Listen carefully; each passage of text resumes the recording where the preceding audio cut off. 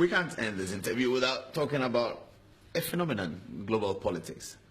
Donald Trump has risen up in America on the back of what appears to be, and we discussed that last night on stage with Baroness Amos, you talked about it, what appears to be, in Ghana we call it Sankofa, which is to say, go back and pick it up, go back and pick up what is ours. Something like that. Yes. It's going around the world almost. Ultranationalism. Ultranationalism, yes. We saw it here in Britain in the Absolutely. Brexit.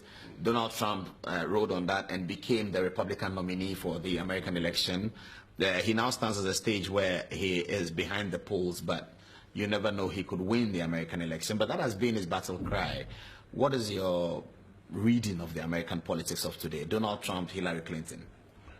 Well, my own position is very simple, personal. You know, we have, again, politician or militrician, as they call them, ex-military, who's the head of state. And when the house of cards, which he built, was collapsing around him, and he realized that the game was up, he decided to leave the party in a very dramatic way. He called for his party card, and he ripped it, you know, in public to say this party, which he himself set up, was no longer part of it. Now, I have a green card. The day Donald Trump becomes president of America, I will take that card, call a press conference, and I'll cut the green card to pieces, and they will never see me in America again. But why? Because I shudder to think what America will become if a mind, I mean, I was going to use the word mindless, but actually he does have a mindset. If you have a mindset, it doesn't mean you're mindless.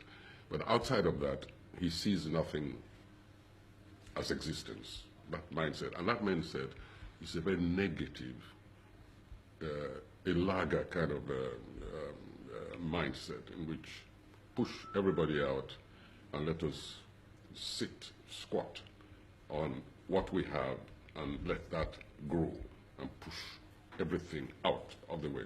It's a very simplistic reading of what the world is today. The world coming together on so many levels, and humanity trying to heal some of the global crimes of the past, especially towards the so-called third world, by keeping at least adopting a policy of openness, kind of openness to the rest of the world. And then somebody comes along and wants to turn the hands of the clock back, and very often thoughtlessly, because he's even reversed some of the things which he said earlier when he realized it wasn't getting him much mileage. So that sort of person is very dangerous.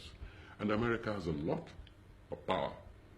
To think of somebody like Trump in charge of that power, listen, thank goodness I'm not an American citizen.